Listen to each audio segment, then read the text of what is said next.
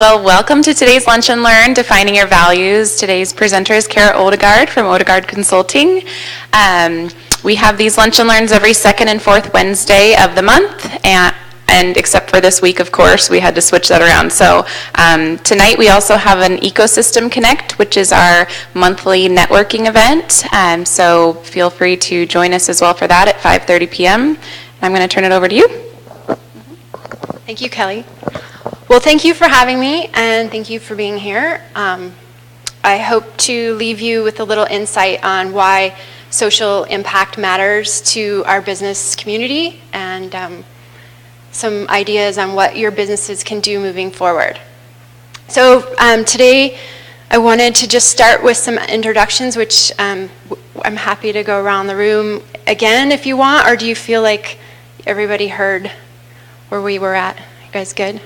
Okay. And then I'm going to talk about what is social impact. Does anybody have a good idea, or is this a really ambiguous term? We have a quiet group here today. So I'm going to talk a bit about what social impact is, what the business case for social impact and why businesses should care about that. And then I'm going to get into some definitions. There's a lot of confusion around what a B Corp is versus a benefit corporation, so I'm going to explain to you the differences and the similarities. And then lastly, I want to let you know of some new tax incentives that have been put in place at the city level. So if you're a business that's licensed in the city of Spokane, there are some breaks that you get on your business license and your head tax. Is that do we know that we have a head tax in Spokane? Anyone? Okay. It's really small compared to other places, but we do have one. So what is social impact? According to the Wharton School, social impact is the effect that an organization's actions have on the community and the well-being of a community. So I'm going to ask you to throw out and help participate here if you could help me out. What are some of these impacts that businesses have? Anyone? Environmental. So maybe can you give me an example? Well, if you have a paper mill next to the river and you have discharge going into right. the river or discharge going into the air, it's impacting. Good. Pollution. Yeah, great. What other impacts do businesses have on our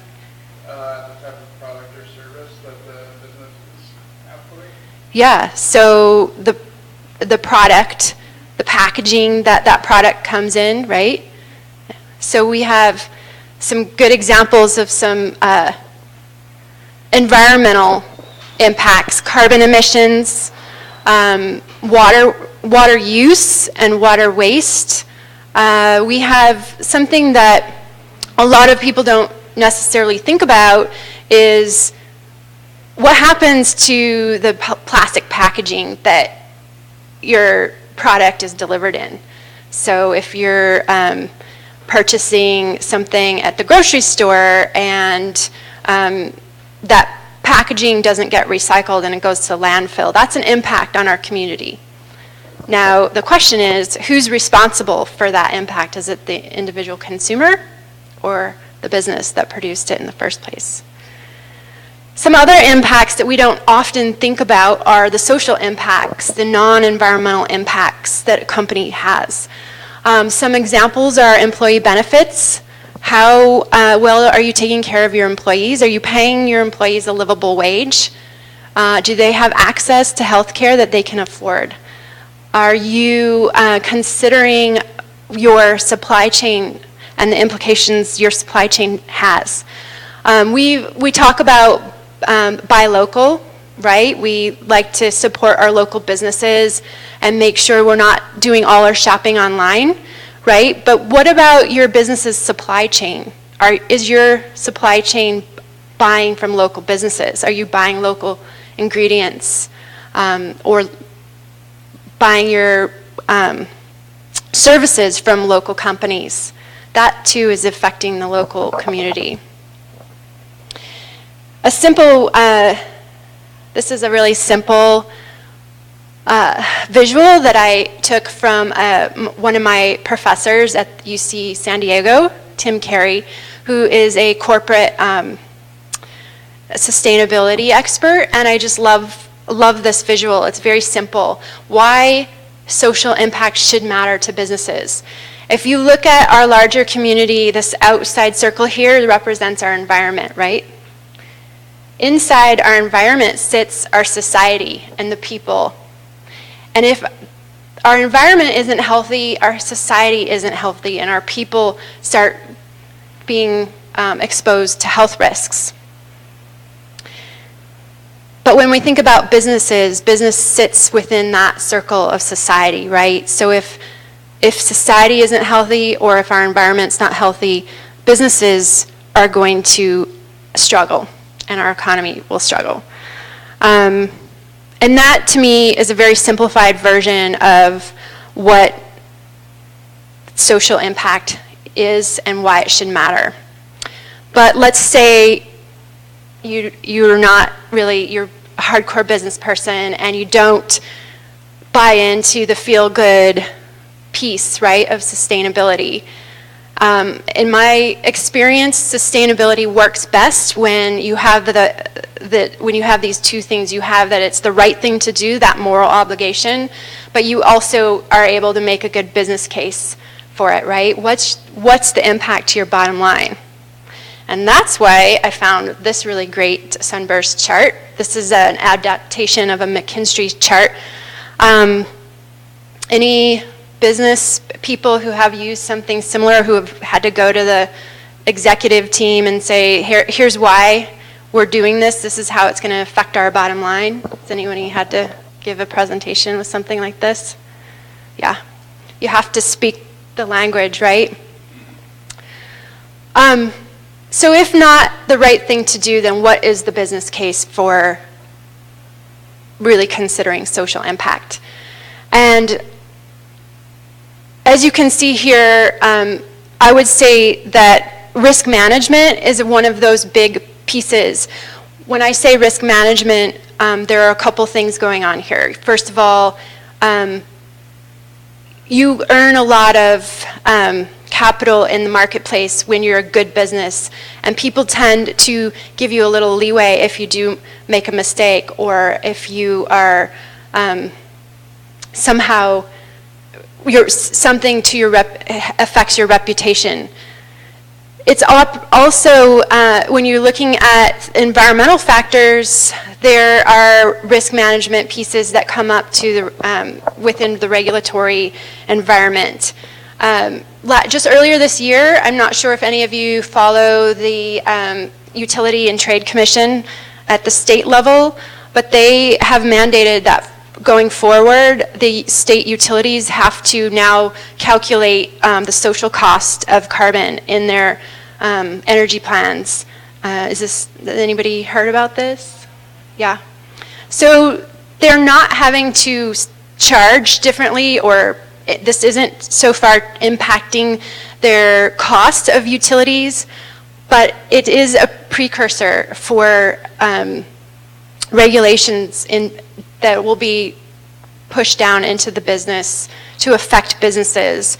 And so businesses who are looking at their environmental impact now are going to be better positioned for when those regulations do come down in the future. But maybe one of the most obvious benefits, if you are doing sustainability right in your business, if you're conserving water and electricity, then you're really affecting your bottom line, and you'll see some return on capital. Because if sustainability done right does save you money. I want to take a minute and have you guys take a look at this, at these logos, and tell me what you think. Do any of these logos spark any kind of emotion in you, any anger? Do you see anyone here that you can say, that's a good company, they do well? What do you think? Which one? One that does well, Costco or Patagonia. What? So what do you think about when you think about Costco? I think their reputation is that they treat their employees really well. Yeah. They give even their lower level workers, wages that are far exceeding minimum wage that are somewhat Right. full, et cetera. And does that affect your behavior as a consumer? On occasion. Yeah. Not always, but usually, yeah. Anybody else? Any of these other brands? I look at Volkswagen, Mm-hmm. and I think actually a brand gone wrong Yep. with the doctoring that they did with the emissions Yep. testing and so forth. Yeah. As long as we are going to equate business corporations as people, we should start expecting them to behave like we expect people to behave, right? Would we expect the people that we interact with to treat people poorly? Probably not, right? Anybody here go to the Spokane TEDx talk?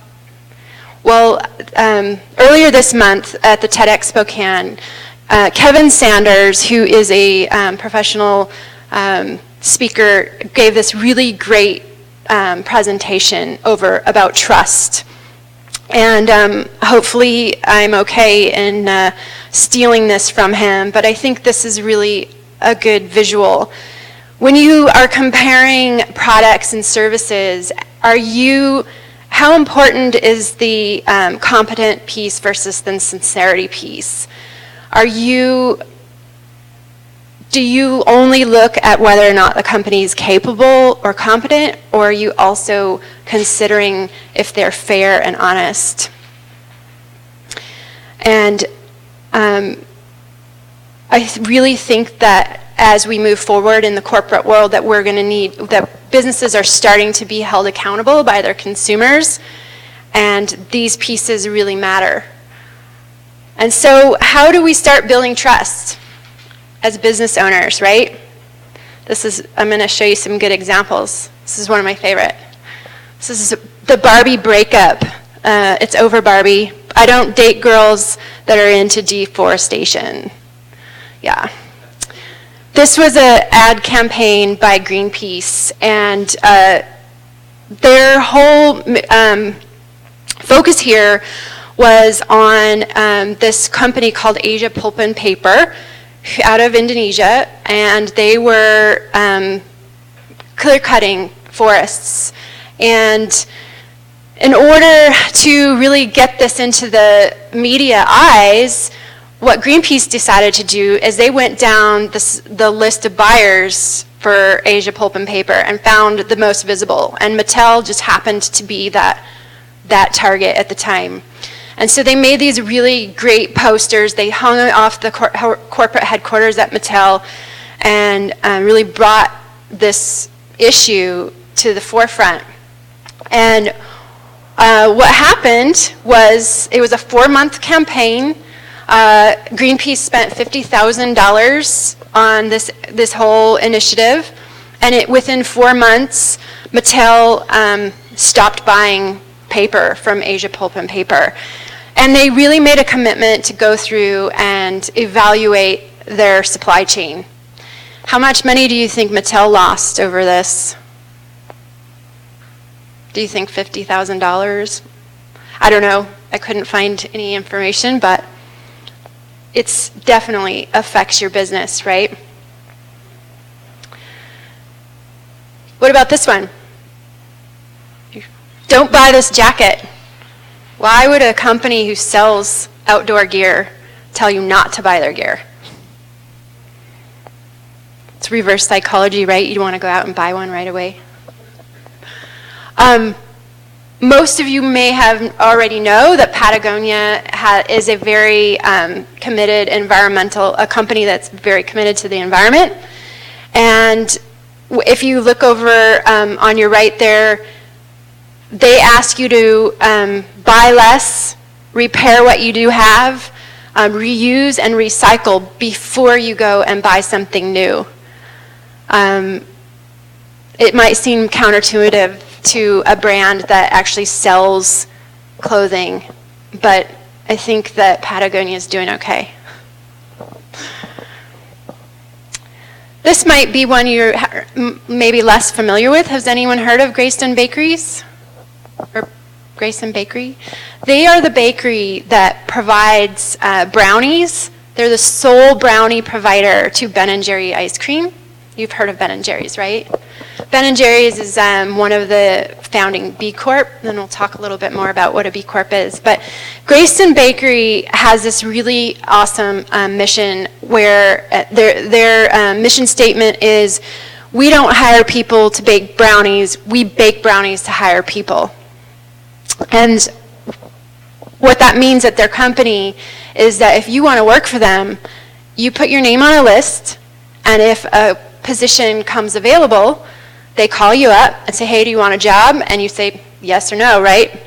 There's no background check. There's no checking former employers. There's no check to see what kind of education you have or addictions or medical problems. So this particular model is really helping to solve the barrier to employment issue in their community.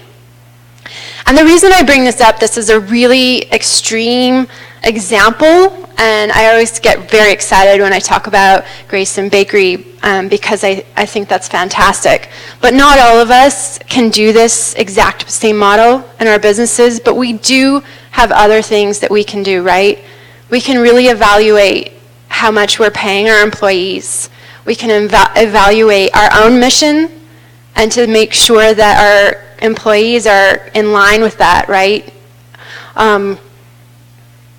Make sure you understand how your employment practices affect those people you're employing. All right, who likes beer? Yeah, we know who likes beer, right? This is another fantastic B Corp. This one, however, is a more regional brand. Anyone familiar with Hopworks Urban Brewery out of Oregon? No? Well, next time you're at Huckleberry's, check them out. They sell Hub beer there. It's fantastic. But what's really awesome about this company is their environmental practices. It takes about 4 gallons of water to produce 1 gallon of beer. I don't know if anyone's heard that before. It's a huge water-intensive process. And that affects water is always a local issue, right? It's a global process, right? But it always affects the local community the most. But what Hopworks Urban Brewery has done is they've reduced their water usage by almost 1 gallon. So they've gone from 4.23 gallons to 3.39 gallons per gallon of beer. And the rest, they've committed to being water neutral, and they make the rest of that up by purchasing credits through a local environmental foundation in the Portland area to clean water and to do stream restoration projects and to basically ensure the health of their own water source in Portland.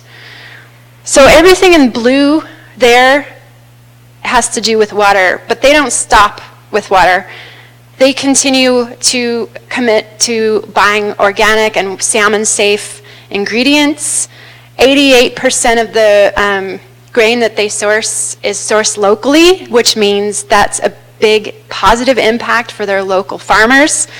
And 2/3 of their employees are using alternative transportation to commute to work. One other really great thing that they do is they have a goal of zero waste. They're at 98% of their waste is diverted and not sent to a landfill. So I always feel good about buying their beer. It's my husband's favorite. So what steps can the business make to be more impactful in a positive way in their environment and in their community? First, I would say you need to know who you are and what you stand for. If you haven't gone through any process of defining your mission, your who, what, why. Anyone seen Simon Sinek's TED Talk on getting to why? If you haven't found, really thought about that, I'd start there, because it's important to know why you're doing what you're doing, right? If it's just to make money, maybe the rest of this presentation isn't going to be very valuable to you, but I would challenge that most business owners and most workers and most employees care more about what their company does than just make money. Measure your impact. There's an old adage that says you can't improve what you don't measure. So after you've decided where your values and your missions are, it's very, very important that you find a way to assess your baseline. Where are you at? Now, there are many tools available. Some of them are free. Others will cost your organization money. I'd like to recommend the B Impact Assessment from B-Lab. It's a free tool, and I have it written down on that piece of paper there, the handout that I brought, so you don't have to write it down. But it's a free tool that basically helps companies measure their whole impact. It looks at environment, it looks at your governance practices, it looks at how you treat your community and your customers and your employees. So once you've started to measure where you're at, have a plan to continually improve. Hub Beer did not start with such a rigorous environmental practices. They may have had those values from the beginning, but it's taken them time and a lot of work and a lot of dedication to come up with their policies and their tools, right? Another thing that I like to bring up is that it's not always something that is obvious, but what are your community engagement policies?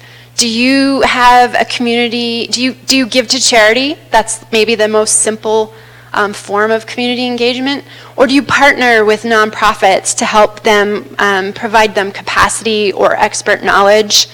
Do you have a formal commitment to give a certain amount of your profits or your resources to nonprofits? And here's what we're here to really focus on today is protecting your mission, right? Once you put these things in place, you want to make sure that your mission's protected. Now, every business structure has different legal pieces, so you could be a sole proprietor or you could be a corporation, right? And those have different implications on your legal requirements. So, but for today, I'm just going to focus on corporations. And this is important, I think, for everyone to know, even if you don't work for a corporation. So, starting with a traditional corporate structure. Now, I should probably disclose I am not a corporate attorney or a legal expert in any way. These are the legal structures as I understand them. So I'm not here to give you advice on how to set up your business. But the traditional corporate structure in the US has this concept called shareholder primacy. And what that means is that your obligation as a corporate board is to maximize your profits for your shareholders. And you really have no legal obligation to consider your impact on the environment or any other stakeholders, maybe your customers or your employees. So you are really looking at maximizing profits. A benefit corporation is an actual legal structure that came into being several years ago, maybe about a decade, in the US. Don't quote me on that. I'm not exactly sure when the first benefit corporation started, but it's also legal business structure. It's similar to an S Corp or a C Corp with when you are considering your tax filings, but it allows you to consider a triple bottom line way of doing business. So in your articles of corporation, if you're a benefit corporation, then it states that your your decision makers are actually considering the impact on the environment and on people when they make decisions. This corporate structure is available in 34 states, in Puerto Rico and Italy, and guess what? Not in Washington. So we don't have this legal structure in Washington state. What we do have is something called a social purpose corporation, which, although a little bit more impact or value minded than a traditional corp, it is not a full triple bottom line structure. So they have less requirements to be transparent to the public than a full benefit corporation does. So one thing, the last piece there is certified B Corp. Now that's not a legal structure. What that is a certification, much like fair trade or organic. But a certified B Corp is a certification given to a company who has undergone commitments to their entire business practices. So going back to what I mentioned earlier, this is a certified B Corp is a company that has measured their impact on the environment, on their workers, on their community, and on their customers.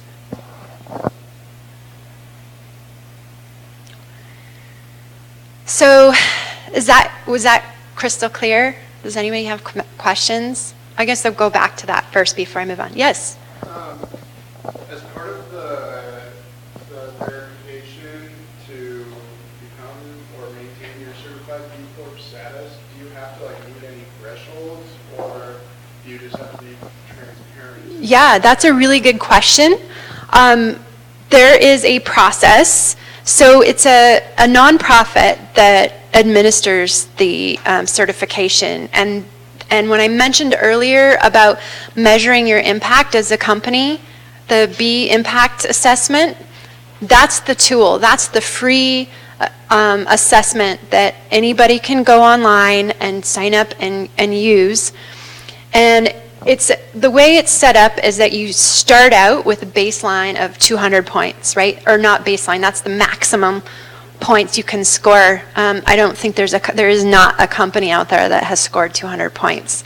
But you can score, the way it works is that you earn points by having good practices.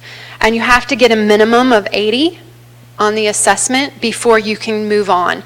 And the next step of certification would be a verification piece. So B-Lab would call you up. They would make you send them documents proving that you actually give 2% of your profits to charity. You would have to prove that your supply chain was local, that you were buying organic ingredients, or whatever pieces that you are claiming. And because it's a pretty dynamic assessment, you can have a really high score in one category and a low score in another category and still certify. Any other questions about this piece? Super. So when is it right for a company to consider B Corp certification, or even to consider becoming a social purpose corporation, right? A lot of companies do it for different reasons, but these are some of the reasons that B Corp likes to advertise. When your most important asset are the people that go home every night. If you think about that for a minute, you can always rebuild things, right? You can buy you have insurance to cover your capital costs, right? But when your most important assets are your people, that's when you might want to consider being a B Corp and standing behind those values. When your stakeholders want you to leave the earth more resilient than you found it, if that's important to your values as a business owner or as an employee. And the other piece that we don't think about is your investors. I've had a lot of people here in Spokane. I've had an attorney. I've had business professionals in Spokane question the value behind certified B Corp or the value behind being a benefit corporation. They think it's kind of a unnecessary structure. You know, we're corporate America, right? We live in this capitalist economic environment, and the market will always dictate what the right thing to do is, right? Well, what I like to give the example of Whole Foods. Maybe some of you know that Amazon bought Whole Foods a while back, and at the time, Whole Foods, and they were very much a value-driven company, right? They started out really small, being a local organic company, and they grew based on those values. And much like Costco, people really enjoyed working for that company. But when it came time to sell, they had to sell to the highest bidder. That's the way the corporate world works, right? You have to maximize profits for your shareholders if you're a corporation. If you are a certified B Corp or a benefit corporation, you do not have to do that. At the time of sale, you can consider all aspects of a potential buyer's intentions. What happens after the sale, you don't really have control over, but you at least can decide based off of what this company, if you trust the buyer, right, then you can decide whether or not you are going to sell. So, what does mission lock mean? Mission lock means that you're protecting your mission from investors and shareholders who might otherwise try to only maximize your profits. Like I mentioned, you can consider more than just the highest price at time of sale. And it's becoming more and more popular and common to see B Corps and certified B Corp in investment funds, as well as for venture capitalist funds as well. You mentioned that you're interested in learning a little bit more about that, or that you're seeing this happen more where. Yeah, it's coming more and more into both the mindset of startups, but I'm also seeing it in public companies that I interact with as well. So it's, yeah. Do you work with them on raising capital? Is that part of? Sometimes, yeah. So do you ever have investors who say, hey, listen, I want to invest in companies who are doing good as well as making money? I haven't, at least not yet, met any investors where that's their primary mission. To be perfectly candid, as investors, they first and foremost want to make money. Mm-hmm. However, along with that, they also want to be invested in companies that can also do good. Right. Whether now, to be candid, they're not checking all the boxes you have up there on the screen, but they don't need to check all the boxes. And that's part of where this gets a little great, because for doing good means different things to different mm-hmm. people, be they investors or employees or right. what have you. But the short answer to your question is yes, it is becoming more of a consideration. Yeah. Yeah, it's hard to know, right? Yeah. I mean, how do you know that a company is actually doing what they say they're doing?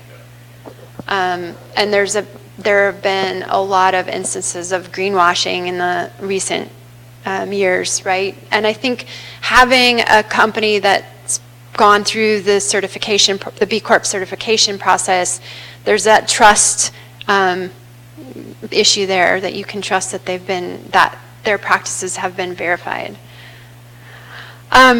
So in Spokane, this is very exciting to me, because we are the only city in the world that I've been able to find, and I've actually asked people at B-Lab if they know of any other municipalities that give discount or tax incentive to social purpose corporations or certified B Corps.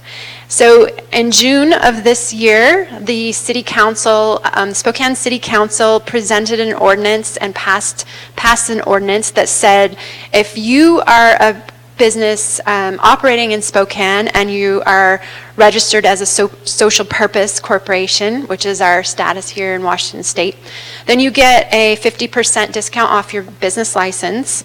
If you are certified as a B Corp, then you get the business license discount, and they will waive the head tax fee for any of, well, I'm not supposed to say head tax, it's a personnel fee.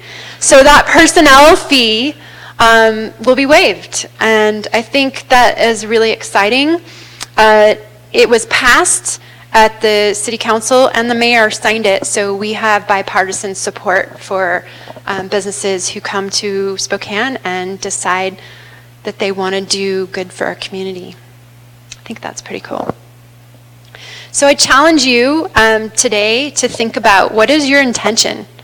And maybe you're not a decision maker at your company, but if anything you've heard today or you've heard or seen other businesses do excites you, I would challenge you to talk to those decision makers in your company and say, hey, what can we do to have some more positive impacts in our community?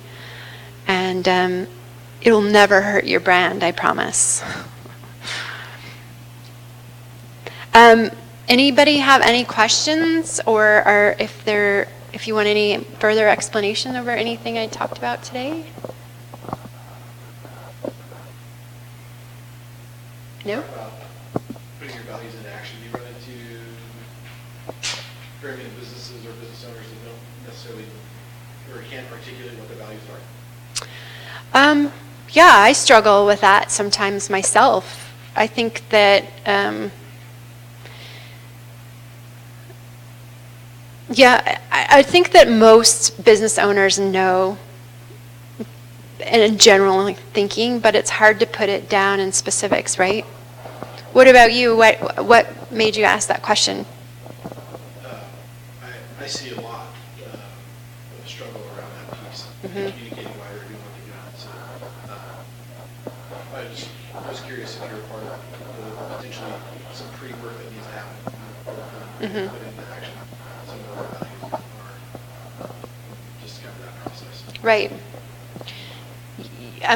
Yeah, so mainly what I do, I guess I didn't really talk much about that in the beginning, but I have a consulting firm, and what I do is I help good businesses be better through evaluating their social impact programs or helping them create them.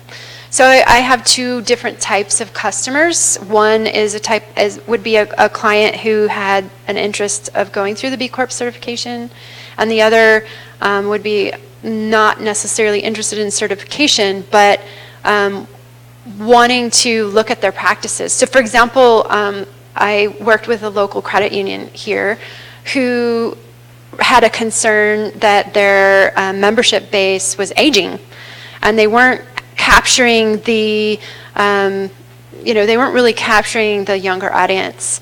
And so we went and we did some consumer research and found, like, I think everybody's heard this, but millennials and younger consumers aren't just looking at companies who have a really great product, right? They expect a broader set of values from the companies they do business with. They expect businesses to be involved with social discourse and be environmentally sound. And so when we were going through this, we started to define all the business case support behind creating an action plan to be more environmentally and more socially sustainable, right? So, yeah, I don't know if that answers your question. Anything else from anyone? I've got some other interesting stories of brands gone wrong, if anyone wants to hear. Interested? I didn't know how interesting that would be for people. Anybody familiar with Paul Frank? Yeah? They're pretty cool company, right? The monkey, and you've seen their brand of clothing. They make clothing. Well, a couple years ago, they put out a line of Native American-inspired clothing, and it created quite a backlash from the Native American community. And it was a big publicity scandal for Paul Frank. But what they decided to do, instead of just ignoring it or digging in their heels and saying, hey, we have the right to do this, they reached out to the Native American community. And if I have my facts right, they hired 4 Native designers to actually rebuild the concept and to do it in a way that was sensitive and respectful to Native American community. I don't know if you can read it, but the Kit Kat brand here, this is another Greenpeace ad campaign. But it says, killer, ask Nestle to give rainforests a break. Anybody know what that's about? This is about Nestle, and actually many chocolate manufacturers use palm oil in their chocolate. And palm oil, and depending on how it's sourced, is a huge culprit of clear cutting and deforestation in places in like Southeast Asia where we really need our rainforests, we need our forests to keep our planet healthy. And so they just brought attention. And if you are a company that has any kind of ingredients, if you're producing a food product, you really want to take a look at your supply chain. What are the products that you're using? What's the impact that they have? Levi, a few years ago, did a life cycle assessment on blue jeans. Anybody want to guess how many gallons of water a pair of blue jeans uses in its lifetime? 2,700 gallons to grow the cotton, to manufacture the jeans, and then they went further and looked at the consumer use of that product, and it calculated how many times you washed, even to the point where in the US, a pair of blue jeans through its lifetime used considerably more gallons of water than that same pair of blue jeans in China. Because in the US, we wash our clothes after wearing it just once, right? We just throw it in the wash. But in other parts of the world, they will wear their clothes a few times before washing it. So, yeah. And then the one on the bottom, Coca-Cola, is this yours? This kind of speaks to the plastic issues that we're all facing right now with plastic showing up in our water. Who's responsible for that? What do you guys think? Huh? The consumer. Is it the consumer's job to make sure that gets put into the recycling bin? Sure. Yeah, but should we hold Coca-Cola accountable at all? I don't know.